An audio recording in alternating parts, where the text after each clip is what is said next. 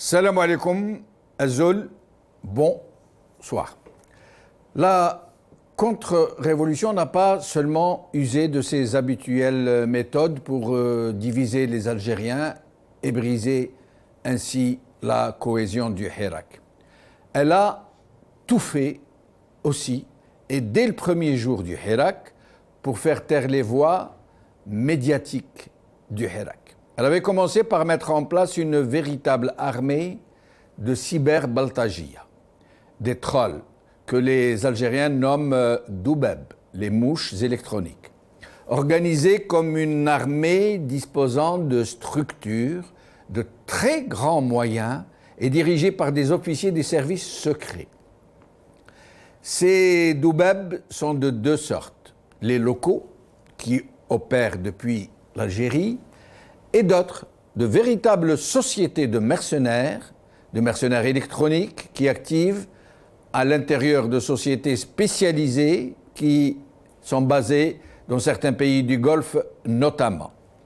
Ces mouches électroniques ont mission de semer le doute au sein du Hirak des réseaux sociaux, salir la réputation des hirakistes les plus visibles, les calomnier, bombarder leurs publications de commentaires insultants et relier contre eux des dossiers et des photos truquées. Les journaux en ligne les plus réticents au discours du régime ou qui relaient résolument les informations objectives sur le Hirak sont attaqués de toutes les manières possibles, sinon empêcher tout simplement de diffuser en usant contre eux de brides techniques qui les rendent invisibles sur la toile algérienne. Des journalistes qui couvraient le Hirak ont été jetés en prison. Et il restait à neutraliser la chaîne Al-Magharibiya qui était devenue non seulement une voix importante du Hirak, mais aussi une agora où se rencontrent par la voie du standard en direct, les hirakistes du pays tout entier pour y échanger des propositions, des slogans, pour se donner du courage, signaler des violations, lancer des alertes, lancer des appels à des manifestations et autres initiatives directes. Al-Magharibiya était devenu, comme le scandaient les hirakistes à travers tout le pays, Qanat al-Shab, la télévision du peuple.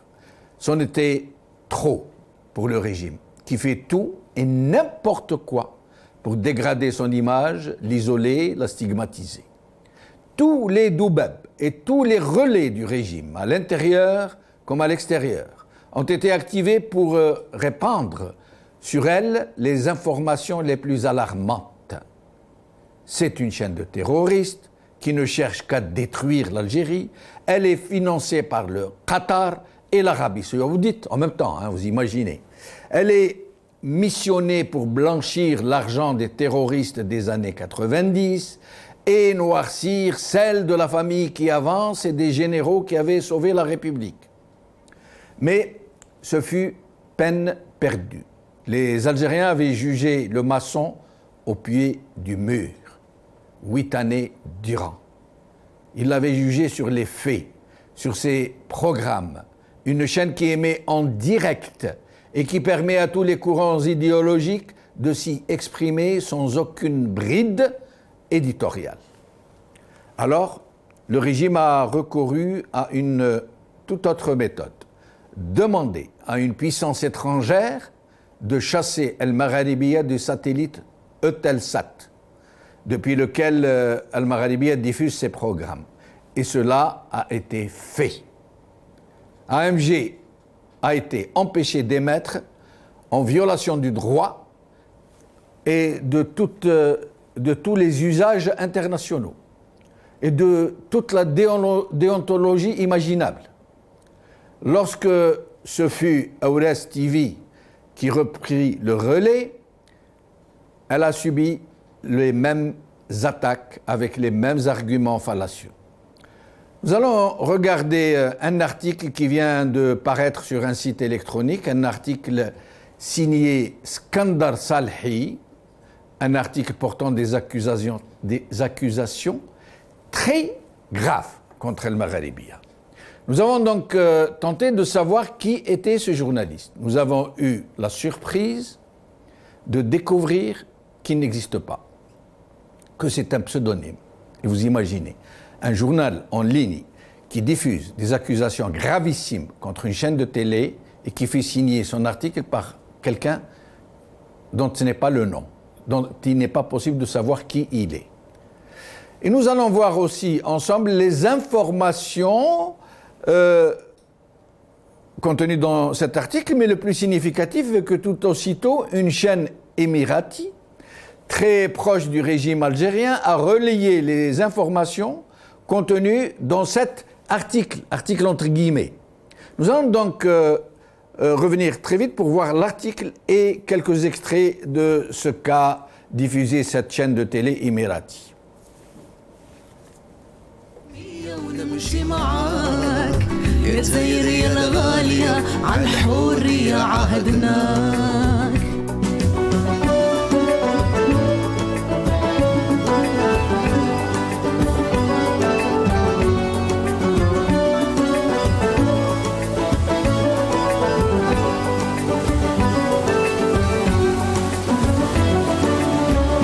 بيني وبينك كاين حكايات بيني وبينك حكاية وحكايات بيني وبينك كل مغزي الابيات قرينا من اللي فات والضوء اللي طفى الحقرة والظلم انا زادوا فيه يا جي فينك يا الباس فين قوالك يا الباجي عندي خويا في الحبس وانا خويا مقاجي يا حفيد يا ستار حن علينا وفاجي الحقرة والظلم انا زادوا فيه ياجي فينك يا معطوب فين قوالك يا الباجي عندي اختي في الحبس وانا خويا مقاجي يا حفيظ يا ستار حن علينا وفاجي Algérie, ces médias qui gênent. C'est le titre de notre émission d'aujourd'hui. Et pour en parler, j'aurai le plaisir d'avoir avec moi Belkacem Naït Saleh, avocat et défenseur des droits de l'homme, qui sera avec nous depuis Wahran. Yahya Mkhiouba, journaliste et membre de Rachad, qui sera avec nous depuis Paris. Badreddine Gerfa, membre d'IFIS, qui sera avec nous depuis Annaba. Sofiane Melloufi, directeur Media and Survey, qui sera avec nous depuis Alger. Et nous allons commencer par lui, mais avant, nous allons voir cet article de Maghreb Intelligence pour essayer de voir de quoi il ressort. Voilà, Maghreb Intelligence, qui publie cet article signé Skandar Salhi, qui accuse El Magharibiya, Paris, de se faire financer par El Qatar à hauteur de 2 millions d'euros, qu'il accuse d'avoir... il y a beaucoup d'informations, nous y reviendrons. Je voudrais juste signaler quelque chose, c'est que El Magharibiya Paris n'existe pas, contrairement à ce que dit ce monsieur. Il y a une boîte de production qui produit des émissions et qui les vend à Al Magharibiya. Al Magharibiya Paris n'a pas été autorisé à ouvrir un bureau à Paris. Et Al Magharibiya Londres, qui émettait depuis Londres, elle a toujours émis depuis Londres, jamais depuis Paris, sauf qu'elle était hébergée à Eutelsat, on a été chassé sur intervention du régime algérien. Voici la vérité. Alors, maintenant, nous allons regarder un premier extrait de cette chaîne de télé émirati, Hadith, il me semble que ça s'appelle comme ça. Nous allons voir un premier extrait, puis nous allons commencer à en parler avec nos invités. موقع مغرب انتليجنس أن قطر قررت صرف مبلغ 2 مليون يورو في الفترة المقبلة لتمويل قناة المغاربية في باريس والتي يملكها أسامة مدني نجل زعيم مؤسس الجبهة الإسلامية للإنقاذ عباس مدني الذي توفي في قطر العام الماضي. Alors, bricolage dans le bricolage, même quand il montre le supposé fils de Madani, directeur de cette chaîne, il montre Jaballah Abdallah. Jaballah Abdallah est devenu le fils de Cheikh Abbasi Madani, Rabbi Rahmou. Alors, Sofiane Melloufi, directeur de Media Survey, marhaba bik, merci d'être avec nous. Sabah al-Nour, Jamal. Merci à vous pour l'invitation. Merci. Merci. Alors, donc, nous n'allons pas parler que de ça, mais oui. Il fallait que nous en parlions, c'est normal, nous avons été ciblés directement. Le Maghrébia, d'abord ce journal Maghreb Intelligence, c'est un journal en ligne qui fait signer un article très diffamatoire qui contient des déclarations très graves et qui fait signer un article par un pseudonyme. C'est quelqu'un qui n'existe pas. À votre avis, est-ce que cela est tolérable ?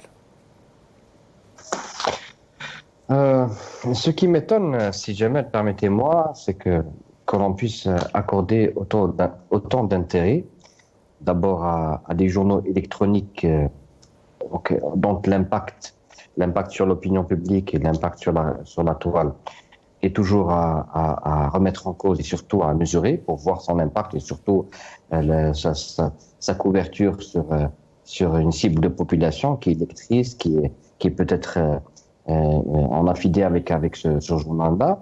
Sur le contenu, vous l'avez bien décrié dans votre excellent édito, et vous parlez que beaucoup d'informations contenues dans cet article, c'est des informations dont l'origine n'est ni vérifiable ni vérifiée, qu'il y a beaucoup de contradictions, même les relais qui ont servi à ce journal, donc vous parlez de relais, en l'occurrence la chaîne Hadath Lyoum, donc aussi il y a eu méprise sur la personnalité du propriétaire d'Al-Maghrébia, mais surtout le fait que Aouras TV s'intéresse aussi à un article qui a ciblé essentiellement Al-Maghrébia TV. C'est ça ce qui me laisse un petit peu perplexe et me gêne sur le fait d'analyser quelque chose dont le fondement n'est pas encore... Parce que tout simplement, ce sont les mêmes journalistes qui étaient à Al-Maghrébia qui sont à Aouras TV, entre autres. Je ne suis pas autorisé à vous donner le reste des informations, mais tout le monde aura deviné sans qu'il soit besoin de le dire. Mais pour parler que des journalistes, tous les journalistes qui sont à Aouras TV étaient à Al-Maghrébia. La relation est simple à faire, j'ai l'impression. Nous l'avons tous remarqué, mais non, c'est que Aouras TV parle de Maghrébia TV. Donc je précise mes propos. Non, mais pardon, Sofiane. Dans cet article, oui. le journaliste entre guillemets, signale qu'Al-Maghrébia est devenu Aouras TV. Il prononce, il cite Aouras TV, hein, il la cite nommément. Mais malgré tout, encore une fois, vous êtes un brillant journaliste et je pense que vous connaissez que l'articulation de certains articles ne repose pas sur des bases journalistiques claires et saines. Donc, à partir de là, je pense, parce qu'il cite plusieurs sources d'information, et je pense que ce 2 millions de dollars, et vous allez corroborer ce que je dis, c'est 2 millions de dollars, je l'ai entendu depuis une dizaine ou vingtaine d'années, à chaque fois c'est le même chiffre. Donc, c'est le chiffre qui finance à chaque fois des chaînes ou des prétendus médias ou groupes de pression qui viendraient demain peut-être gêner le Hirak ou remettre en cause l'union du Hirak ou quoi que ce soit. Donc, je pense encore une fois qu'il faut donner la proportion de certains articles et son impact sur l'opinion publique. Encore une fois, en tant que technicien de la communication, donc quand il y a communication de crise, si c'est une situation de crise, parce que je ne pense pas que ce genre de torchon puisse demain éveiller ou mettre en place une communication de crise, que ce soit au niveau de Aouras TV ou bien les journalistes de Aouras TV ou le Maghrébia TV, donc à eux de répondre par un communiqué déployant tous les arguments permettant d'abord à l'opinion publique, les téléspectateurs, donc Maghrébia TV et Aouras TV sont dans un droit moral, une obligation morale de répondre à ce genre d'articles et de torchons et surtout décortiquer et remettre en cause et infirmer les prétendues informations contenues dans ce genre de publication que j'appellerais torchons. Alors, restez avec nous, Sofiane. Nous allons revoir un autre extrait. Nous allons passer au second invité. Merci. توفي في قطر العام الماضي. وأضاف الموقع أن الدوحة قررت الإسراع في إنقاذ ودعم القناة التي تتهم بدعم الإسلاميين في الجزائر بعدما أغلقت السلطات الفرنسية منابع تمويلها من أجل دفعها لمغادرة فرنسا. القناة التي واجهت في الفترة الأخيرة صعوبات مالية كبيرة حولت اسمها إلى أوراس تيفي من أجل الإفلات من الرقابة في فرنسا التي تتوجس من نشاطها الساعي لبناء تكتلات جديدة في فرنسا مقربة من الجبهة الإسلامية للإنقاذ المحلولة بالجزائر بحسب ذات المصدر.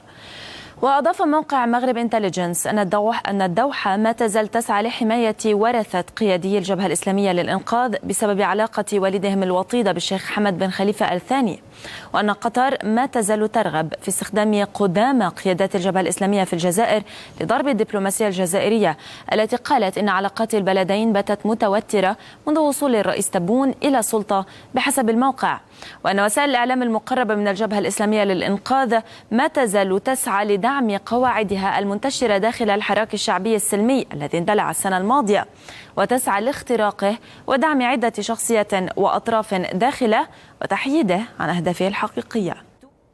المغاربية المحلولة مش المنحلة. Alors, Soufiane, avant de quitter, d'aller vers notre invité, Soufiane Mloufi, qui êtes une sorte d'observatoire des médias, est-ce que vous avez une idée de ce qu'était l'audience d'El Magharibiya par rapport aux autres chaînes qui activent en Algérie?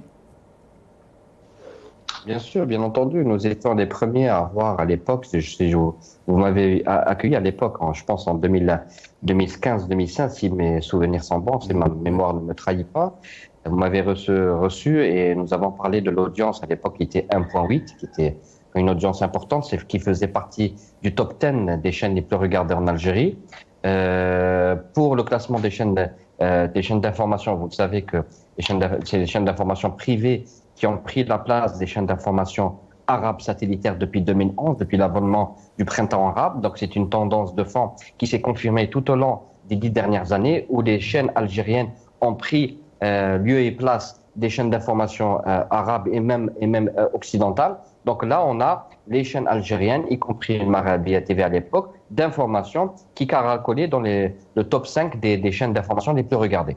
Et à partir de là, donc, il est clair que c'est une chaîne d'opinion, au-delà de l'information, parce que l'information, c'est un peu plus grand. Donc, permettez-moi peut-être de parler de ça et mettre une petite pique, le fait que l'information, c'est beaucoup plus global, c'est beaucoup plus vaste, où il y a l'opinion négative et l'opinion positive, et qu'on puisse aussi informer l'opinion publique. Mais je comprends que parfois, il y a une dichotomie ou une petite frontière entre le journaliste d'opinion ou le journaliste, comment dirais-je, militant. Et là, je comprends que, bien sûr, ces deux chaînes servent, encore une fois, de courroie de transmission à l'opinion publique, parce que souvent, la voix des plus petits ou la voix de citoyens lambda ne parvient pas à être écoutée ou à être audible. Donc, c'est bien que ces chaînes-là existent. Mais encore une fois, moi, je serais heureux que ces chaînes-là existent en Algérie et qu'on puisse les regarder en dehors de tout ce genre de torchons et ce genre d'articles qui viennent à chaque fois jeter le trouble dans des situations qui est très complexe déjà. Donc, non, ne pas en rajouter en plus. Je crois que vous avez tout à fait raison. J'adhère totalement, personnellement, en tant que journaliste, à ce que vous venez de vous dire. Et je vous en remercie par ailleurs pour toute cette honnêteté intellectuelle. Yahya Mkhioba, alors sur cette sortie de ce journal Maghreb Intelligence et sur ce pseudonyme, sur cet article signé par quelqu'un qui n'existe pas, qu'on n'a pas trouvé, on n'a pas réussi à savoir qui est ce monsieur, et sur cette chaîne de télé émirati qui donc, vous avez vu, fait feu de tout bois et reprend les mêmes, j'allais dire, les mêmes accusations très graves, très dures des années 90 émises par les plus durs des éradicateurs. Pour la chaîne émirati, les Émirats arabes unis sont dans leur rôle, sont dans la contre-révolution dans le monde arabe et en Algérie en particulier. Et c'est normal que les médias émiratis fassent ou organisent ce genre de show médiatique autour de la chaîne Magharibiya, du Hirak et Et il faut sortir un petit peu les vieux, qu'on appelle ça, les choses qui font mal, les choses qui font peur, pour faire peur au Hirak, aux jeunes, et casser le Hirak et casser le moral des jeunes qui sortaient avant le coronavirus chaque vendredi, chaque mardi. Les Émirats sont dans leur rôle, c'est normal. Moi, ce que je ne comprends pas, c'est quand vous parlez. Ah, nous avons perdu. Quand vous parlez de l'article de Maghreb Intelligence, il y a des attaques contre Maghrébia. Cette semaine, on a vu des attaques contre Karim Tabou, contre Bouchachi, et puis contre le mouvement Rachid aussi, que je représente. Oui, nous allons y venir. C'est quelque chose de bien orchestré, de bien organisé. Et le chef d'orchestre est le même, on connaît depuis des années, et c'est la police politique. Maintenant, pour cet article, nous, le site, on le connaît très bien depuis des années, et même le journaliste, on sait qui c'est. C'est un journaliste algérien. Je ne vais pas dire son nom. Voilà, de préférence, en attendant de vérifier pour ne pas tomber dans... Oui. Et dans ce point, je vais donner juste quelques indications. C'est un journaliste algérien.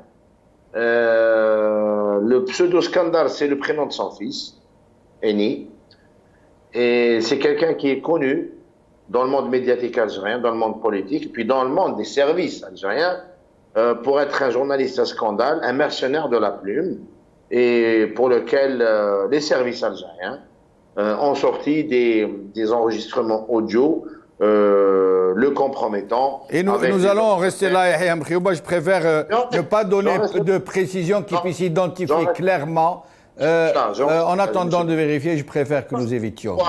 Je dis qui c'est, je ne le cite pas, parce que ce journaliste-là, ou entre parenthèses, et moi-même je l'ai rencontré à plusieurs reprises, j'ai fait même avec lui 2 interviews, à un moment j'imaginais que c'était quelqu'un qui a été trempé, que c'est quelqu'un qui... Mais cette semaine, après la marche du 5 juillet à Paris, il a écrit des calomnies aussi sur la marche et sur beaucoup de choses qui concernent Hirak aussi. Il a écrit des calomnies après l'arrestation de MLDZ à Paris, où il a essayé de vendre cette arrestation comme étant une arrestation de droit commun, que des femmes avaient déposé plainte contre lui. Mais Yahya, excusez-moi de vous interrompre, je suis désolé. Oui. Juste une petite précision. Ça veut dire plutôt que de parler de ce genre d'agents, moi je les appelle comme ça, ce sont des agents qui servent à remplir des missions. Pourquoi ne pas essayer plutôt, je n'essaie pas de vous orienter, pourquoi ne pas parler plutôt pourquoi ne pas essayer plutôt d'essayer de comprendre comment ce genre de choses peut être avalé par certains de nos compatriotes. Je vais vous donner un exemple tout simple. Le Maghrébia puis Ores TV, les deux existent depuis 8 ans. Ça veut dire quand on veut se faire un jugement sur quelqu'un, on le juge au pied du mur. Comme le maçon. Ça veut dire on dit ok, d'accord, dites tout ce que vous voulez, mais moi je vais voir. Or, ce média, il est là depuis 8 ans. Si c'était, comme vous dites, acheté pour détruire l'Algérie, pour semer la violence, pour essayer de monter les Algériens les uns contre les autres, pour faire occuper l'Algérie par l'OTAN, etc., ça se serait su 8 ans durant.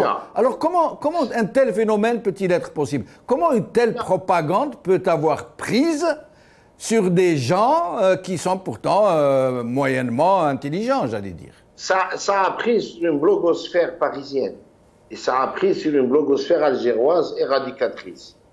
Mais comme disait votre invité tout à l'heure, ça n'a pas d'incidence, ça n'a aucune influence sur l'opinion publique algérienne en général. Déjà, c'est des sites qui ne sont pas connus en Algérie, dont on ne connaît pas l'origine, et puis ils écrivent en langue française. Et vous savez très bien que la jeune génération qui forme 80 ou 90% de la masse populaire de Hirak ne lit pas et n'écrit pas en français. Donc, ils sont en train de reproduire les mêmes schémas des années 90. l'émission تاعنا. Non, mais Michel Zagat, non, Michel Ta. Ah oui. On sait très bien l'impact de la langue française dans la société algérienne. Oui. Mais les 10, 15 ou 20% ou même 30%, j'ai pas d'institut de sondage, qui continuent à comprendre et s'exprimer en français, il faut leur parler. Il faut leur donner un produit médiatique. C'est normal. Il ne faut pas les laisser otages du produit médiatique éradicateur qui revient en force actuellement après le retour des anciens soldats de Toufik qui reviennent à la présidence, à la tête des services et même surtout à la tête des services extérieurs et ce qu'on appelle entre parenthèses la coopération nationale que j'appelle personnellement le soldat Shafiq Misbah. Donc on connaît ces méthodes. Le régime est en fin de cycle. Il ne sait que reproduire les mêmes schémas politiques et les mêmes schémas médiatiques des années 90. On leur a dit, c'est du déjà vu, c'est du réchauffé. Ces méthodes ont fonctionné durant les années 90 parce que l'aura du français était majoritaire peut-être et que le régime avait le monopole médiatique. Maintenant, il y a la société civile algérienne, les composantes politiques algériennes de différents bords qui sont dans l'opposition au régime ont aussi la maîtrise de l'outil informatique et l'outil médiatique, notamment le Maghrébia et les réseaux sociaux et YouTube. Donc, que Shafiq Misbah et ses amis dans les laboratoires du régime essaient de fomenter une opération médiatique contre-révolutionnaire, tirée des fois par les arabo-baptistes et des fois par les éradicateurs ou laïcars, on sait très bien, nous les opposants algériens, quand je dis nous de nos différents bancs, on sait très bien déceler ces opérations et puis les déjouer. La preuve en est que ceux et celles qui ont essayé de semer la zizanie dans le Hirak, surtout parisien, n'ont pas réussi à mobiliser grand monde. Et M. Benchenou, vous étiez là lors de la marche du 5 juillet et vous avez vu la réussite de cette marche. Oui. Donc, Dieu merci, la masse populaire qui compose le Hirak, elle est lucide. Elle est lucide, qu'elle soit arabophone ou francophone.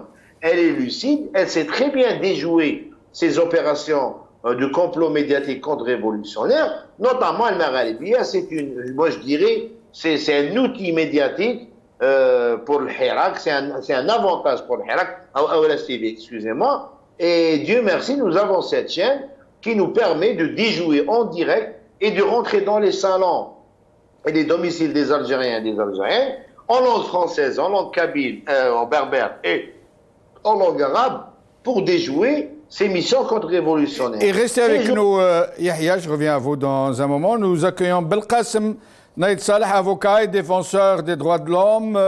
Belkacem Naïd Saleh, merci d'être avec nous. Merci à vous.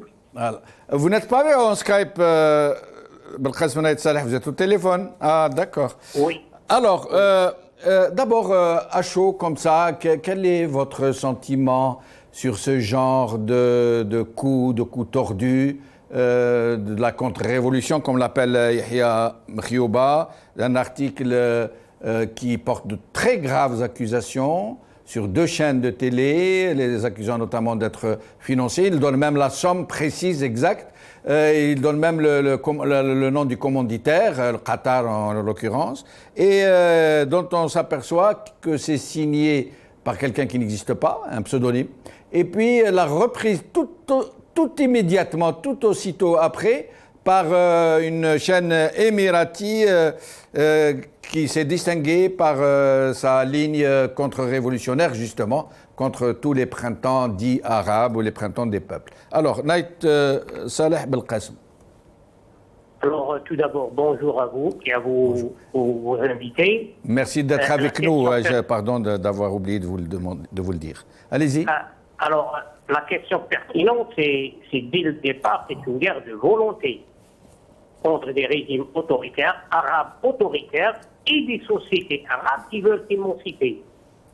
Alors, la question essentielle, moi, je n'accorde pas beaucoup d'importance à ce genre de boutiques de propagande qui n'ont rien de journaliste, qui n'ont rien à voir avec le journalisme ou l'investigation. Une chaîne émirati qui parlait de ça, elle fait dans la propagande que des sites d'infos, geeks d'infos, dont on ne connaît même pas le journaliste. Ça ne nous étonne pas.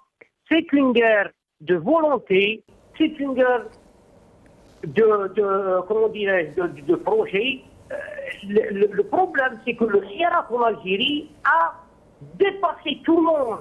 Ce qui veut dire qu'il a dépassé les frontières. Il constitue un danger pour tous les régimes arabes autoritaires. Les 23 régimes arabes autoritaires, le Hirak en Algérie est un danger mortel. Et pour la survie de leur régime, l'essentiel dans tout ça, c'est que le Hirak en Algérie, vu la dimension historique de l'Algérie, vu la dimension géographique de l'Algérie, je dirais tous les régimes tremblent de la réussite. Alors, à partir de là, il y a ces officines de propagande, ces officines de mensonges, de flibusterie, de fourberie, qui n'ont rien à voir avec le journalisme. Les Algériens, après plus d'une année, sont restés constants dans leur demande d'un changement radical. Et nous, en Algérie, vu notre histoire, vu la mentalité algérienne, vu la personnalité algérienne, nous ne pouvons pas nous soumettre comme les autres peuples, avec tout le respect dû aux autres peuples, à n'importe quelle flibusterie ou fourberie ou mensonge. Nous connaissons les grandes boutiques de la fourberie et du mensonge qui sont les médias étrangers. Alors les médias arabes, en dehors de quelques épisodes de séries turques et quelques émissions culinaires, ils n'ont aucun moral. Le relais qui a été fait par les télés arabes en 2011, qui ont reproduit le même schéma. La peur, elle est grande pour les régimes arabes. Elle est grande, la réussite de Hirak en Algérie. Et dans cette guerre, dans la sphère islamique, entre les Qataris qui sont d'obédience musulmane et les autres Khawarij ou Medkhalia qui sont les islamistes intégrés, nous n'avons rien à voir avec eux. Nous, en Algérie, on n'a rien à voir avec ces boutiques de politicards. Que leur guerre entre eux se fera entre les Qataris, les Émiratis, les pays du Golfe. Nous n'avons rien à voir avec ces gens-là, ni par le passé, ni par le présent, ni par le futur. Nous n'avons rien à voir. Nous, en Algérie, nous demandons un changement radical dans un pacifisme total. Il faut lire, je ne vous dirai pas, vous êtes avant, il fallait lire le journal Independent, hier ou avant-hier, qui a écrit un article sur l'Algérie. Des grands médias de tradition démocratique parlent de l'Irak comme une référence. Alors, de grâce, ne vous donnez pas la peine de donner de l'importance à ces boutiques dites, entre guillemets, d'information, parce que ce sont des boutiques de mensonges, de kleptocratie, de dénigrement, de déni de vérité. Je dirais qu'en principe, ils doivent voir ce qui se passe chez eux. Concernant le site Maghreb Intelligence, ce site, il est connu. Il est site installé au Maroc. Et on a vu par le passé comment ils voulaient s'introduire en créant la zizanie entre les Algériens. Le changement demandé par les Algériens, c'est une affaire purement entre les Algériens. Personne n'a le droit de parler dans une affaire qui concerne simplement et uniquement les Algériens. À partir de là, ne nous donnons pas d'importance à ce genre de... Et restez avec nous, Belkacem Naïd Saleh. Nous allons demander son avis à Badreddine Guerfa. Merci d'être avec nous, Badreddine Guerfa. C'est moi qui vous remercie, c'est Jamaldine, merci pour votre invitation. Merci. À chaque fois, je souhaite la bienvenue à mes invités, puis j'oublie que je leur ai souhaité, je leur demande pardon de ne pas leur avoir souhaité la bienvenue. Vous pensez que c'est un début d'Alzheimer? Alors, Badreddine Guerfa, tout le monde est en train de nous recommander de ne pas donner d'importance à ce genre de relais, de ce genre de pseudo-médias, et que de toutes les façons, même dans le virtuel, ça n'a pas beaucoup d'impact, encore moins dans le réel, au sein du Hirak lui-même. Badreddine Guerfa, quel est votre avis sur cette question? D'abord, تحية لك وتحية لضيوفك الكرام وتحية للشعب الجزائري الثائر. Mon impression, c'est Jamaldine, la voici. D'abord, moi, je suis confiant dans notre peuple, un peuple qui est en train de réaliser une révolution extraordinaire. Maintenant, الحدث الإماراتي ولا l'émergence des journaux électroniques, comme a dit un de vos invités, c'est des torchons pour nous. Mais en même temps, ça nous permet d'analyser et de voir et de comprendre ce qui est en train de faire la contre-révolution. Souvenons-nous que ce Harak uni, dans sa diversité, un peuple qui réclame le changement radical depuis plus d'une année, avec un pacifiisme extraordinaire, avec des tableaux extraordinaires. Ils ont commencé la contre-révolution bien avant le 22 février. Et puis c'est arrivé à la fameuse phase de l'étendard Amazigh. Le peuple leur a donné une bonne leçon de conduite, si j'ose dire, de militantisme et de lucidité, avec le fameux slogan Qbaili Arbi Khawa Khawa. Bon, ils ont essayé par tous les moyens. Maintenant, le rappel des troupes, à mon avis, des sbires du général Toufik, ils sont en train de reproduire les mêmes schémas. Et vous êtes sûr que ce sont les sbires de Toufik? De la même manière. Quand ils visent le Maghribia, et à travers le Maghribia, Ores TV, et puis Rached, et je ne suis pas l'avocat de Rached, c'est Makhioba que je salue est avec moi, tout le monde sait, j'invite les Algériens et les Algériennes, يمشيوا les archives تاع قناة العصر اللي كانت موجودة ولازم نعترفوا أن هذه الحركة كان عندها الفضل depuis pratiquement une dizaine d'années وهي تناضل من أجل السلمية واللا عنف. Ils ont bien fait passer des films. Tarandi, ils ont travaillé au tableau et à la craie. Alhamdulillah. Et à travers Rached, maintenant c'est le fils. Pourquoi c'est un torchon, mais on doit comprendre, c'est ça le plus important pour nous, il vise l'unité extraordinaire du Harak et à travers le Harak, le peuple algérien. Bien sûr, on doit faire la différence entre Alger, Tizi, TB7, entre l'Algérie et nos compatriotes à Paris, que je salue d'ailleurs, mais on sait très bien, il y avait la contre-révolution à travailler à Paris, mais nos compatriotes ont su le répondre d'une façon magnifique et d'une façon sereine et pacifique. Donc, je crois que c'est l'avant-dernière, à mon jugement, c'est l'avant-dernière arme qu'ils utilisent. Ils reproduisent très bêtement et d'une façon idiote le schéma de 92, de 90, 91, 92, qui ne tient plus maintenant, ce qu'on a pu faire en tant que peuple algérien. Très brièvement, ce qui se passe maintenant, mais il faut faire attention. Je crois qu'on doit rester unis. On doit, la persévérance, l'endurance, la lucidité et la vigilance. C'est un pouvoir qui ne peut pas s'en aller très facilement.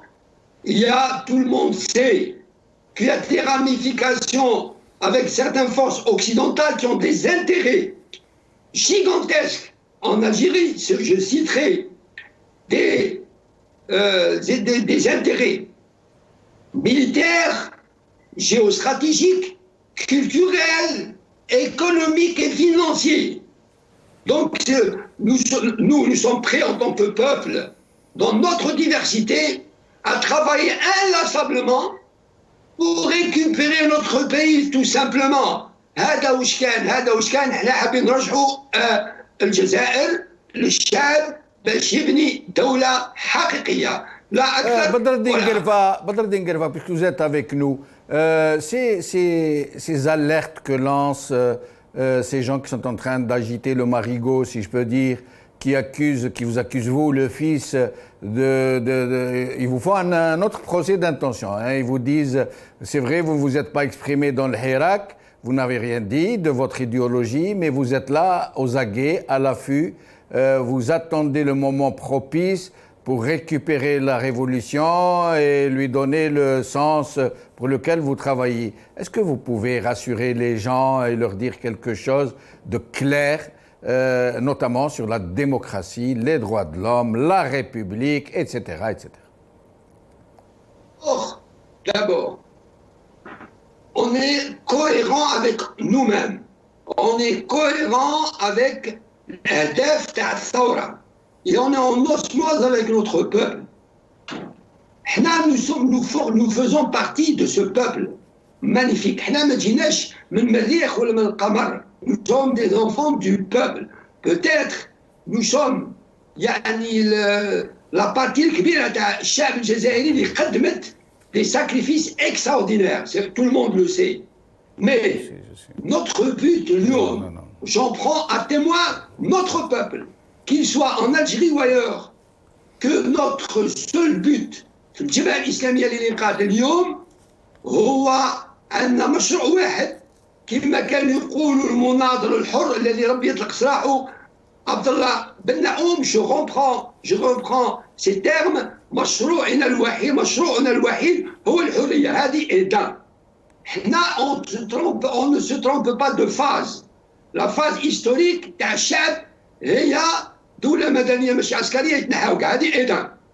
Deuxièmement, plus tard, bien entendu, c'est à nous de décider en tant que militants du fils, en tant que cadre du fils, quand on établira l'état de droit, dans l'équilibre des pouvoirs, notre rôle à jouer. Mais je vous promets, on a eu tellement d'expériences douloureuses que et je le répète aujourd'hui, et je le répéterai autant de fois qu'il faudra.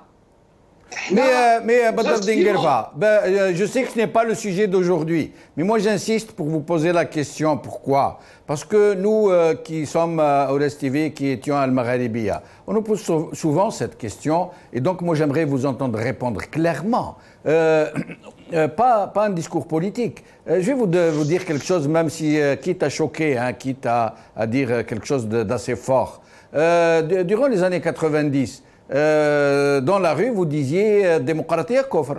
Vous disiez la mithaq la doustour, qala Allah, qala Rasoul.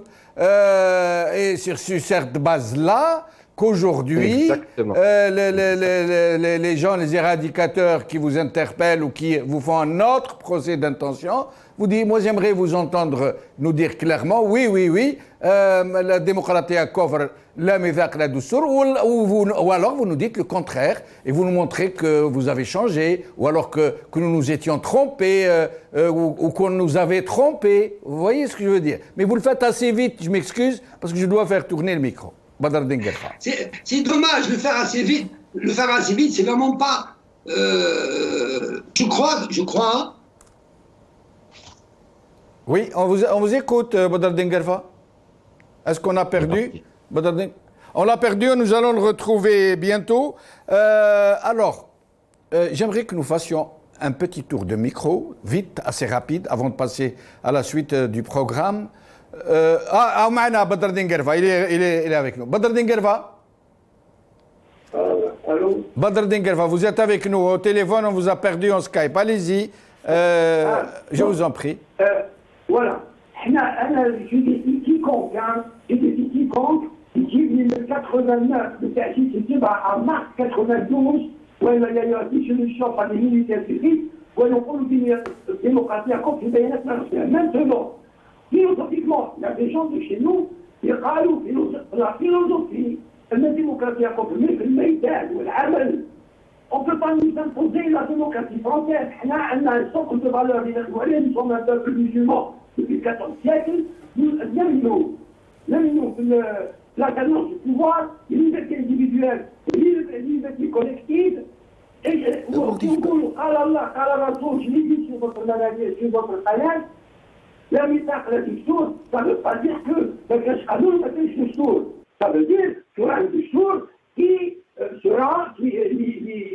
يكون à l'image de ce qu'est le peuple algérien. Mais ne vous en faites pas, je vous le dis, الشعب الجزائري dans toute sa diversité, on a le droit وحنا لو في on s'engage في هذا الشيء باش يعيش في حرية الفكر، حرية الاقتصاد، حرية المبادرة، même les minorités politiques عندهم الحق ينشطوا pour aspirer à ce pouvoir qui nous-mêmes à un moment donné on fait une minorité politique. Donc هذا un contrat social يكون من بعد on parie maintenant, je crois, et vraiment en déphasage parce que de la révolution, l'homme, les tellement à la Tawra. Un point par. Très bien. Alors, Badr Dinguerfa, il n'en reste pas moins que moi, je vous propose, Inch'Allah, dans les jours qui viennent, si cela est faisable, que nous puissions faire une émission où nous pourrions parler de ces problèmes dans le fond pour essayer de rassurer le Hirak, pour essayer de rassurer tout le monde et pour que ces gens qui sont dans la contre-révolution ne se servent pas de ces zones d'ombre pour faire ce qu'ils veulent. Maintenant, j'aimerais que nous fassions un petit tour de micro pour vous demander ce que vous pensez d'Ores TV, parce que réellement, et en l'absence de sondages, en l'absence de vrais reportages sur la question, en l'absence de thèses de doctorat sur cette question, Magharibia ou Ores TV, j'aimerais que vous nous disiez, nous profitons de la chance d'avoir avec nous Soufiane Melloufi, qui est un peu dans ce domaine, pour essayer de comprendre. Seulement, je vous demanderai de faire assez vite pour que nous puissions passer à la suite du programme. Qu'est-ce que vous pensez de Magharibia? Quels sont les points positifs? Quels sont les points négatifs? Soufiane Melloufi. Vous parlez de Magharibia ou Ores TV? Ores TV en ce moment. D'accord. Parce que vous avez dit Magharibia. Oui, les deux, mais comme nous n'avons pas beaucoup de temps, nous allons nous contenter d'Ores TV pour le moment, qui est en quelque sorte le prolongement de la première. Hein. C'est à peu près la même ligne éditoriale. Hein. En fait, vous suscitez en moi un sentiment de répondre à une question et voulant un petit peu parler et répondre à M. Gerfa sur l'obligation du devoir de vérité et de repentance par rapport à la décennie noire. Hein. Je pense que, encore une fois, nous avons été bernés que ce soit par nos gouvernants de l'époque et par le parti dissous. Nous avons été bernés parce qu'encore une fois, la grande contradiction, c'est qu'ils ont promis aux jeunes le paradis alors que les plus âgés et ceux qui étaient aux commandes du parti dissous donc se sont retrouvés chez le Kofar. Et aussi, de nos côtés, nos gouvernants nous ont promis Shahada pour le bled et on s'est retrouvés au charbon et retrouvés charcutés. Donc encore une fois, je pense que, permettez-moi de dire ça parce que je préfère répondre sur ça. Parce qu'encore une fois, le Hirak, je pense, parce que je sors tous les vendredis, je suis un petit citoyen qui essaie d'apporter sa petite contribution à la réflexion, surtout à la conscience collective. Encore une fois, le Hirak veut se débarrasser de ses démons. Le citoyen d'Algérie de 2020 veut se débarrasser de ses démons, que ce soit de ses gouvernants du passé et que ce soit de ceux qui nous ont plongés dans le chaos pendant les années 90. C'est mon infime conviction, parce qu'encore une fois, pour reconstruire, il faut un devoir de vérité et de repentance. Ceux qui étaient à l'origine doivent avoir cette obligation de repentance, qu'il soit de nos gouvernants et qu'il soit du parti dissous, encore une fois. Mais Soufiane Melloufi, je ne veux pas me faire l'avocat du fils, hein, mais pour dire les choses, pour recadrer un peu. Les gens du fils ont appelé à une dynamique vérité et justice. Ils ont dit nous sommes prêts à être jugés, à répondre.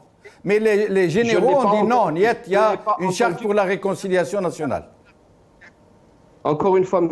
Jamal, je ne l'ai pas entendu sur Ores TV. Encore une fois, on est en train de parler comme quoi le Hirak rassurer le Hirak. Pourquoi le fils viendrait rassurer le Hirak? Pourquoi n'importe quel autre parti viendrait rassurer le Hirak? Le Hirak, à travers les sondages que nous avons menés, que malheureusement vous n'avez pas reliés, c'est Jamal, les sondages existent en Algérie. J'en fais beaucoup. J'ai réalisé 5 sondages après l'avènement du Hirak le 22 février. 62% des Algériens que nous avons à l'époque interrogés refusent tous les partis politiques, qu'ils soient les partis politiques de la SAPA et les partis politiques de l'opposition. il refuse cette idée. Parce que le Hirak ne veut le même système. Il ne veut pas faire sortir ni des leaders ni quoi que ce soit parce qu'il va faire reproduire ce que était le système. Est-ce que vous permettez que je m'explique sur un point? Bien sûr. Moi, quand j'ai dit rassurer le Hirak, c'était par rapport à ces calomnies, à cette propagande que diffuse la subversion et la contre-révolution pour dire attention, c'est les islamistes, ils vont... C'est par rapport à ça. Je sais que le Hirak n'a besoin d'être rassuré par personne, c'est lui le maître du jeu. Mais c'est ce que je voulais dire en fait. Cher Jamel, je vous assure, quand vous êtes en Algérie, c'est vraiment un non-sujet. Un non-sujet sur Maghreb Intelligence, etc., etc., et sur le mouvement Rached, et sur pas mal de choses, et sur le fils, c'est un non-sujet. Donc les préoccupations sont ailleurs, et les attentes sont ailleurs. Et le Hirak, bien entendu, il est à la croisée des chemins. Bien entendu, c'est un jeu de guerre, encore une fois, donc c'est un jeu d'influence. Donc il subit ce qu'il doit subir, et nous ferons subir ce que nous devons faire subir à ceux qui veulent, encore une fois, garder le statut quo. Très bien. Eh bien, vous avez épuisé votre temps. Vous n'avez pas répondu à la question, mais ça ne fait rien. C'est dommage. Alors, Yahya Mkhioba, sur cette question, si vous voulez y répondre, qu'est-ce que vous pensez de Oles TV? Est-ce que nous pouvons nous améliorer? Quels sont nos mérites? Quels sont nos tares, si je puis dire? Est-ce que nous sommes sur le bon chemin ou non?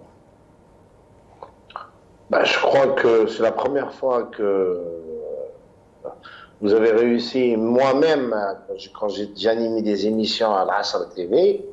Et c'était moi qui étais votre invité, je me rappelle. Voilà, vous étiez mon invité. Je suis même venu chez vous. Absolument, je m'en rappelle, oui. Oui, très bien, vous faisiez du très bon travail d'ailleurs. Et nous n'avons pas réussi à l'époque d'avoir la panoplie d'invités que vous avez réussi à avoir à Maghreb et puis à Oles TV. Bon, peut-être par manque de moyens et puis peut-être voilà, par manque de professionnalisme, parce que moi avant j'avais jamais fait de la télé, donc j'ai fait de la télé par infraction, et mes amis aussi qui étaient à la salle TV. Vous avez réussi à ramener tous les bords politiques. Même les anciens éradicateurs, ceux qui ont soutenu le coup d'État en 92, des éléments du Front islamique du salut, du FFS historique, du RCD, même des éléments du régime, du FNL, même Saïd Saadi qui écrit aujourd'hui sur le Maghrébia, il raconte des conneries, il est passé sur le Maghrébia, il s'est exprimé, ils sont les mêmes félicités. Donc, le NTV et les télévisions privées du régime n'ont pas réussi à faire cela, et ils ne pourront pas le faire, parce qu'ils sont toujours sous la joute de la police politique, à savoir aussi que vouloir rassembler des Algériens, de Saïd Saadi à notre ami Gerfa du Front islamique du salut, sur un plateau télé ou sur la même chaîne télé, et parler des problèmes algériens, c'est quelque chose que la police politique algérienne ne supporte pas. À chaque fois qu'il y a une tentative de ramener des Algériens de différents bords pour discuter ensemble autour d'un projet politique commun, pour une sortie de crise commune, je vous rappelle Saint-Egidio en 95, ou même pour débattre de la chose politique sur un plateau télé commun. Ah, nous avons perdu Yahya. Non, ok. Je ne le supporte pas parce que le rôle principal de la police politique, c'est du régime. La police politique n'est qu'un instrument du régime, un instrument de répression, un instrument de manipulation. La volonté continue du régime, c'est de diviser la société algérienne et diviser la société politique algérienne et de ne pas permettre aux politiques algériens de se parler, de converger vers des points communs. Et de nous mettre tous dans des cases islamistes, laïques, de droite, de gauche, abaylés, arabes, et permettre ainsi la continuité du régime, l'existence du régime, la lapidation des richesses nationales, et puis l'appauvrissement matériel, financier, social de la population algérienne. Nous voyons aujourd'hui le désastre sanitaire et le désastre social que vivent nos frères et sœurs en Algérie. C'est la débandade totale du système sanitaire. Même certains bureaux de poste n'arrivent même plus à payer les gens. Il n'y a plus de liquidité dans les bureaux de poste. Donc tout ça doit être caché, Donc, ça va derrière, excusez-moi, des luttes idéologiques. Je rejoins le confrère d'Alger, lui dit que la société algérienne elle est en dehors des débats sur le Front islamique du salut, ou même en dehors du débat sur le mouvement Rached. Le Front islamique du salut, le mouvement Rached, ainsi que toutes, je dirais pas les partis, parce que le mouvement Rached n'est pas un parti politique classique, mais tous les courants de pensée politique algériens existent, même si la société refuse la configuration classique de partis politiques créés en post-constitution de 89, j'y adhère, je suis tout à fait d'accord, mais ces courants existent, ils existent dans la société, il faut qu'ils arrivent à vivre ensemble et bâtir... Et restez avec nous, Yahya. Belkacem Naïd Saleh, pour finir le tour de micro, est-ce que vous souhaitez nous dire ce que vous pensez de Ouest TV ou de l'ex-Magharibiya, s'ils sont dans le bon chemin, s'il faut s'amender, s'il faut se corriger, s'il faut changer de cap? Bon, il est nécessaire de dire que si Ouest TV ou l'ex-Magharibiya a pu avoir cette assise dans l'opinion publique algérienne à l'intérieur, c'est qu'elle a évolué par le personnel journalistique. Ça veut dire que les journalistes qui sont venus enrichir le staff ont apporté une certaine crédibilité, un certain professionnalisme, et qu'ils ont maintenu la même distance par rapport à l'ensemble des courants. Le danger, et là je reste prudent, éventuellement, il y a toujours des insuffisances. C'est normal et c'est tout à fait logique et compréhensible. C'est que cette chaîne devient la porte-voix d'un courant politique. Or, le problème en Algérie, et là, si vous me permettez une petite seconde, c'est que tout le monde, ça veut dire ceux qui étaient à l'origine de la crise de 90 et le prix porté par le pays, sont emprisonnés dans une logique du choc de 92. L'Algérie de Chirac a dépassé l'ensemble des courants. Et à Ouest TV, j'aimerais bien qu'elle gardera toujours cette distance par rapport à l'ensemble des courants. Parce que la sortie de crise en Algérie et la construction d'un projet et d'un État moderne se fera sur la synthèse de l'ensemble des courants. Cette synthèse-là doit être l'objectif à atteindre pour le Hirak. Très bien. Alors, Badr Dinger va même question avant de passer donc à la suite du programme. J'ai à dire sur Oresti ou le Magharibiya, elle a donné l'occasion à différents courants politiques et aux Algériens de pouvoir se parler et faire juste le contraire de ce que voulait le pouvoir à la police politique. Donc on a bien eu des discussions. Moi personnellement, en tant que cadre du FIS, j'ai eu l'occasion de discuter, d'échanger des idées avec des gens de différents courants, du RCD, d'autres partis, du FFS, de Rachad, etc. Donc ça c'est formidable. Donc nous avançons.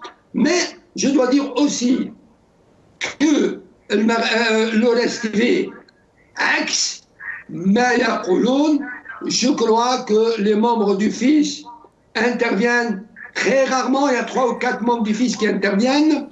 Donc là, pour revenir, si vous me permettez, Jamel Benchenouf, le Jebel Islami al-Intrag a prouvé sur le terrain, soit dans les gestions des communes, ou en 1995, en signant le contrat national à Rome, avec des courants de l'extrême gauche, des socialistes ou le Hizb Watani qui mène FLN, avec la Ligue algérienne de défense des droits de l'homme, on a bien signé Wassiqa qui permettent aux Algériens de vivre ensemble, de travailler ensemble, de faire la politique ensemble dans la diversité. Donc, ça n'a rien à voir avec ce qui se passe en Algérie. Il a avancé, nous avançons avec, c'est ça le rôle d'un politique, c'est d'avancer avec son peuple, c'est d'être un porte-parole des aspirations populaires. Alhamdoulilah, nous vivons ensemble depuis plus d'une année et demie. Alhamdoulilah. Je tiens à dire, je suis avec tout le respect que je dois à votre invité, حنا ما راناش prisonniers 91. حنا on n'est pas prisonniers, il y en a d'autres qui sont prisonniers. بدليل حنا nous évoluons en fonction des aspirations de notre peuple. Nous avons des principes, mais nous évoluons في الخطاب تاعنا بما يخدم الشعب الجزائري ويخدم الجزائر ويخدم لا جونيس algérienne. Je dis un mot. Les tenants du pouvoir qui font des efforts surhumains, يكسروا الشعب ويكسروا الحراك. Je dois leur dire à travers RSTV que les efforts faits 50% les efforts pour comprendre le message de notre bon peuple, pour trouver des solutions. Et je me permets de vous interrompre, Badreddine Guerfa. Alors, nous allons regarder cet extrait de la même chaîne et nous allons donc continuer à parler d'autres choses cette fois-ci. Allons-y, continuer à parler d'autres choses. أظن أن دعم قطر أو جهات أخرى للجبهة الإسلامية للإنقاذ وقناة المغاربية التي أصبحت اليوم الأوراس قديمة ليست وليدة اليوم، والكل يعلم بأن قناة المغاربية مثلا التي يملكها بشكل كبير نجل عباسي مدني الذي توفي في قطر كانت تدعم كل من كانوا يعارضون المسار الانتخابي في التسعينيات في الجزائر، والذين كانوا تحالفوا بشكل أو بآخر ضد الدولة الجزائرية في ذلك الوقت، وكانوا متضامنون مع رؤوس أو مسؤولي الجبهة الإسلامية للإنقاذ المنحلة. فهذه القناة فتحت أبوابها وحتى فضائها لكل المعارضين الذين ينتمون إلى الأحزاب الإسلامية، لكن لحشد العديد من المعارضين فتحت أبوابها في الآونة الأخيرة لمعارضين آخرين وحتى من التيار العلماني لكي تعطي الانتباه بأنها تفتح الباب لكل الجزائريين. زيادة إلى ذلك ليس هناك فقط قناة المغاربية أو الأوراس، لكن هناك أيضا حركة رشاد التي تريد أن تنتقم من كل الذين ساندوا حبس المسار الانتخابي في التسعينيات والذين كانوا ضد الجبهة الإسلامية للإنقاذ، وهي التي تمول العدد الكثير من بقايا الجبهة الإسلامية للإنقاذ المنحلة، والذين كانوا يساندون في أكثريتهم العمليات الإرهابية في التسعينيات. وهناك تسجيلات فيديو تؤكد ذلك، وكان ذلك في السنوات الماضية. وهناك أيضا إرادة لبعض هؤلاء النشطاء وخاصة الذين يتداولون على بعض الحصص لاختراق نعم الحراك الشعبي، وهناك حتى لافتات وهناك شعارات رفعت لمساندة ما كان ينادي إليه الجيش الإسلامي أو الحزب المنحل أي الجبهة الإسلامية للإنقاذ، زيادة إلى أن هناك تقريبا إعادة سيناريو التسعينات من خلال التكلم عن مثلا مشاركة الجيش في العمليات الاغتيالات الجماعية في التسعينيات، والكل يعلم بأن. Alors, je vous laisse commenter sans poser de questions. Vous répondrez en fonction de ce que vous aurez, de l'angle que vous souhaitez aborder. Sofiane Melloufi. D'abord, encore une fois, c'est que moi, je prends toujours mes distances par rapport aux chaînes étrangères qui parlent de problèmes intérieurs algériens. Donc, encore une fois, je suis dans cette exclusivité, de cette inclusivité des débats. Donc, nous sommes tous frères. Donc, pour moi, le débat intérieur et les débats sur l'Algérie est inclusif. Encore une fois, nous devons tous nous unir. Nous devons encore une fois faire un petit peu laver notre un petit peu les démons du passé, essayer d'extirper tout cela de notre présent actuel et surtout essayer d'entreprendre l'avenir. Et un petit mot sur AOLS TV. Encore une fois, AOLS TV, c'est un courroie de transmission entre des téléspectateurs qui sont en manque d'informations, qui sont en manque de relais, de vrais relais. Donc, bravo à ce que vous réalisez jusqu'à présent. Mon affection et mes amitiés à tous les journalistes au sein de AOLS TV, en qui je ne peux douter à aucun moment sur le nationalisme et leur patriotisme. Voilà ce que j'avais à dire. Yahya Bkhioba. Oui, comme disait le contraire, tout mon soutien à AOLS TV. Maintenant, essayer d'associer, vous savez, la non-précision de la campagne menée en ce moment, Rachad, le fils, AOLS TV, Oussama Madani, Abbas Madani, et puis خاص برك يقول القاعدة وأسامة بن لادن. C'est des terminologies très très vagues, très généralistes. Ce n'est ni Aurastib, ni le mouvement Rachad, ni quiconque qui est derrière ce Hirak ou qui alimente le Hirak. Mais justement, sur Rachad, Yahya, sur Rachad, vous êtes le cœur de cible d'une attaque groupée, vous êtes diabolisé, vous êtes stigmatisé, accusé de surfer sur le Hirak pour essayer d'en prendre le contrôle. C'est peut-être l'occasion de nous expliquer un peu.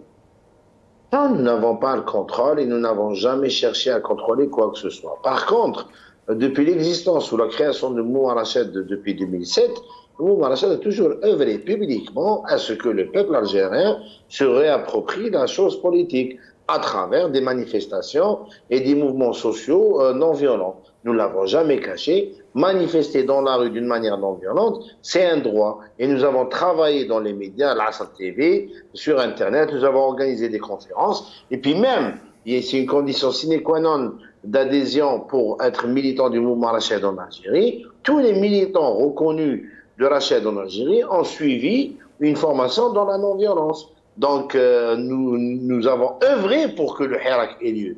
Nous ne sommes pas derrière. Nous ne sommes pas ceux qui ont fait sortir les Algériens le 22 février, mais nous sommes parmi tant d'autres Algériens et Algériennes qui ont travaillé pendant des années pour que le peuple algérien sera réapproprié la chose politique. Et vous avez une vision politique en tant que Rachad? Est-ce que vous avez des objectifs politiques en tant que Rachad? Ça veut dire, est-ce que vous vous inscrivez dans une démarche politique post-Hirak? Non, nous avons le seul objectif politique qui est inscrit dans nos statuts, c'est de changer la nature du régime d'une dictature militaire à un État civil démocratique qui respecte les libertés. Arrivé à ce stade de l'État algérien que j'espère, qu'en espérant tous voir, Inch'Allah, un jour avant de quitter ce monde, le mouvement Rachad s'autodissoudra. Maintenant, dans les militants qui existent Rachad aujourd'hui... Vous dites qu'après la satisfaction des revendications du Hirak, le mouvement Rachad s'autodissoudra? Absolument. Nous avons tenu une réunion du Conseil national de Rachad avant le Hirak depuis des années. Nous l'avons tenu en 2012 à Paris, où on a décidé d'autodissoudre le mouvement Rachad, excusez-moi, après l'aboutissement de la période de transition. Dès que le peuple algérien arrive à décrocher une période de transition démocratique et qui ont réussi à transiter depuis la dictature à la démocratie, le mouvement Rachad, qui est un mouvement de résistance politique non violent, n'aura plus lieu d'être. Ce n'est pas le FLN, même vous me pardonnez si je fais un petit peu la comparaison, mais même le FLN en 54, son but principal c'était de restaurer l'État algérien et d'obtenir l'indépendance. Le FLN aurait dû s'autodissoudre le 6 juillet 62. Nous ne sommes pas le FLN, nous n'avons pas cette envergure et nous ne la réclamons pas. Mais nous sommes dans cette logique, nous sommes un mouvement de résistance non violent. Mais c'est une sacrée information que vous nous donnez là. Et c'est la position officielle de votre mouvement. Elle a toujours été exprimée et par le docteur Morad Dina et par Mohamed Al-Arabi Zitout et les gens de Rachad qui interviennent dans les médias. Peut-être les gens n'aiment pas écouter, ou là ils oublient, ou là peut-être ils n'accordent pas de l'attention quand on dit ces choses, mais nous n'avons aucune prétention électorale. Nous n'avons pas de projet. C'est quoi votre projet de société? Nous n'avons pas de projet de société. Nous ne voulons pas acquérir le pouvoir. Nous ne voulons pas avoir une majorité au sein d'une assemblée. Peut-être que les éléments, je dis peut-être, les éléments qui constituent Rachad aujourd'hui voudront se constituer dans un parti politique dans la future Algérie. C'est possible. Mais le mouvement Rachad tel qu'il existe aujourd'hui en tant que mouvement de résistance non violent arrêtera d'exister à l'aboutissement de la période de transition qui amènera l'Algérie, Inch'Allah. Et restez avec nous, Yahya Mkhioba. Alors, Badreddine Guerva, sur ce que nous avons entendu du journaliste qui a été... Belkacem d'abord, pardon. Belkacem Naïd Saleh, excusez-moi, je suis en train de me mêler les pinceaux. Qu'est-ce que vous pensez de ce que nous a déclaré ce journaliste qui a été reçu par cette chaîne de télé émirati? Sinon, si vous souhaitez vous exprimer sur un autre aspect de la question, je vous en prie, faites comme vous voulez. Nous l'avons perdu. Je reviens à Badreddine Guerfa en attendant de retrouver Belkacem Naïd Saleh. Badreddine Guerfa. Remercier notre ami. Yahya Makhlouba pour cette réponse très claire. Et je crois qu'il ne va pas plaire aux complotistes à droite et à gauche. Alhamdulillah. Moi, Rachid, j'ai lu le message dès sa création. Je crois que notre ami Yahya est en conformité avec ce qu'avait décidé Rachid à l'époque. Deux, en ce qui concerne le journaliste qui دخل في الحدث هذه الطريقة وهذه القضايا ألفها الشعب الجزائري. هذه 2 millions d'euros, كما جمع لي 2 millions de dollars avec un certain avocat pour le fils. شوف اليوم les راهم مستهدفين. Beaucoup sont مستهدفين, c'est surtout les gens اللي عندهم soit تنظيم soit une base sociale. Rachid, le LCD de Mohsen Ben Abbas,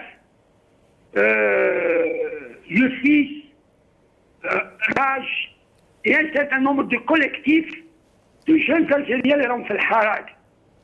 Donc هذا واش يهمهم ان الشعب الجزائري يتقسم pour que la révolution ne réussisse pas. مالا اليوم احنا نقولوا بلي رانا احنا على الاقل اتكلم عن الجبهه الاسلاميه للانقاذ واطاراتها والشباب اللي راهو معها اليوم. احنا nous pour le moment bien sûr nous ne sommes pas comme Rachid, nous sommes un parti, un mouvement qui a existé عنده قضايا etc. ولكن اليوم هدفنا الوحيد هو ان نكون بصف شبابنا بصف الشعب. Nous devons transmettre notre douloureuse expérience à cette masse extraordinaire de jeunes. ما يطيحوش في لي زومبوسكات اللي يديرهم هاد لا بوليس بوليتيك وغيرها، يبقاو على سلميتهم، على وحدتهم، على لا كونستركسيون دان ايتا دو دروا. Vous m'écoutez? Allô? Belkacem Naïd Saleh, que nous venons de retrouver.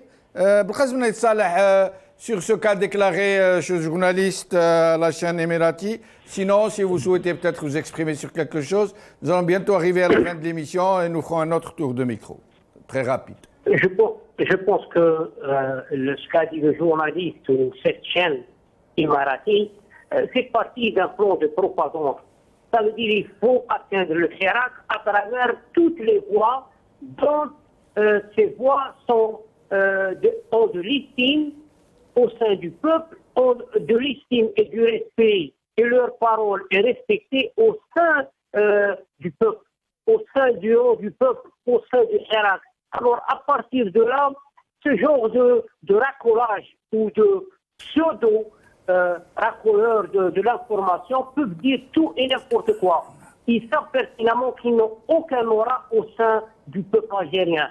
Je vous dis, je vous confirme, les Algériens de 2020 n'ont aucune relation avec ces chaînes arabes qui, seulement s'ils diffusaient des séries turques ou des épisodes d'émissions culinaires, peuvent être regardés par quelques foyers. Mais du moment qu'il y a ce qu'on appelle la toile bleue, Internet a dépassé. Ces chaînes sont, comment dirais-je, sont avec tout le respect dû à votre chaîne, à vous et à vos téléspectateurs, je dirais qu'ils sont dans les poubelles de l'histoire. Ils ne font que du racolage.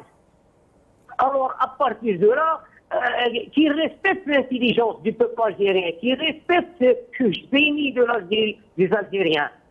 Les Algériens, ils sont connectés à travers le monde. Ce n'est pas ce genre de propagande des années 60 sur le panaramisme, je ne sais pas quoi, qui peuvent changer quoi que ce soit. Ils sont dépassés par un courant sous-jacent qui est venu des profondeurs de la société qui s'appelle le Hirak. Tour de micro, mais ce sera vraiment 1 minute par invité. Je suis désolé de devoir vous frustrer ainsi, mes chers amis. Mais Allah ghalib, les impératifs du direct. Alors, Sofiane Melloufi, le mot de la fin. Encore une fois, c'était essentiel de débattre de l'actualité et de parler un petit peu de ce qu'a peut produire ce torchon et s'inviter comme un cheveu dans la soupe. Mais encore une fois, c'est pas ni un enjeu pour Al-Hirak, ni un enjeu ni quelque chose qui va vous déstabiliser. Encore une fois, il peut y avoir une communication institutionnelle au niveau de Aures ou le Maghrébia TV ou bien les journalistes pour et expliciter tout cela et apporter des éléments de réponse convaincants avec les spectateurs. Parce qu'encore une fois, vous avez le devoir d'obligation morale à rendre compte à vos téléspectateurs qui vous font vous-même et qui vous remercient de leur donner de l'information et de leur donner du temps pour essayer de faire éclater cette vérité que nous cherchons tous. Voilà, et encore une fois, merci pour l'invitation. Merci à vous, Soufiane, mais j'aimerais que vous expliquiez quelque chose qui titille un peu ma curiosité. Vous qui tenez donc une sorte d'observatoire des médias, qui étiez invité à profusion il n'y a pas très longtemps, et qui maintenant, vous ne passez plus dans les télés publiques et dans les télés qui sont un peu à la solde du régime, j'allais dire. C'est pourquoi encore une fois, à profusion, c'était pendant une période précise, c'était le Ramadan, parce que je suis à la tête d'une agence qui fait beaucoup dans les mesures d'audience télé, et j'organise aussi un événement qui récompense les programmes télé. Donc c'est à partir de là qu'on m'invitait beaucoup, et surtout après l'avènement du 22 février, parce que j'avais peut-être une parole qui portait, je réalisais des sondages d'opinion qui s'appelaient Sawt al-Hirak. Donc à partir de là, on s'intéressait à moi, mais dès lors que ma parole ne va pas dans le sens de peut-être des gouvernants de l'époque, je ne sais pas. Donc à partir de là, j'ai été interdit d'invitation. Je peux pas dire merci beaucoup. Voilà. Merci. Yahya Mkhioba, une minute. Déjà, merci pour l'invitation. Merci bon courage pour ce que vous faites. Continuez. Il ne faut pas céder à la pression. Ils veulent nous mettre la pression. Ils veulent nous faire revenir 30 ans en arrière, alors que nous voulons avancer, mais nous voulons aussi faire la vérité et la justice sur ce qui s'est passé il y a 30 ans. Et ceux et celles à qui ça pose problème, un processus de vérité et de justice, c'est ceux qui sont encore au pouvoir aujourd'hui et les éradicateurs qui les ont soutenus depuis des années. Mais nous voulons avancer. J'invite nos frères militants et nos sœurs à ne pas céder à la tentation et à ne pas céder aussi aux tentatives de manipulation de la part des médias éradicateurs. Et avançons. Le Hirak, c'est un mouvement populaire uni et unitaire. Nous n'allons pas nous effacer idéologiquement. Nous n'allons pas effacer nos couleurs de peau. Nous n'allons pas effacer nos couleurs politiques. Mais nous allons avancer ensemble pour bâtir l'Algérie de demain, une Algérie démocratique et sociale. Merci Yahya. Badreddine Guerfa, une minute.